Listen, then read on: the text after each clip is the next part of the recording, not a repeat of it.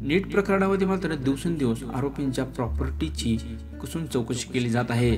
यामध्येच लातूरच्या नीट घोटाळा प्रकरणी असलेले जलील पठाण यांनी लातूरच्या उदगीर शहरातील जळकोट रोड परिसरामध्ये तब्बल 1 कोटी रुपयाचा बंगला 6 महिन्यापूर्वीच बांधला आहे। तर शासकीय नोकरीत बढतीसाठी त्यांनी जोडलेलं कर्णबधीर असलेलं दिव्यांग प्रमाणपत्रही संशयाच्या भोवऱ्यात अडकलं आहे। याची गंभीर दखल घेत या प्रमाणपत्राची सखोल चौकशीचे आदेश देखील देण्यात आले आहेत। नीट पेपर फुटी प्रकरणात एटीएसने अटक केलेल्या लातूरच्या कातपूर जिल्हा परिषद शाळेचा मुख्याध्यापक जलील पठाण हा 2009 मध्ये जिल्हा परिषदमध्ये शिक्षक म्हणून शासकीय सेवेत भरती झाला। काही वर्षापूर्वी त्यांनी लातूर जिल्ह्यात बदली करून घेतली।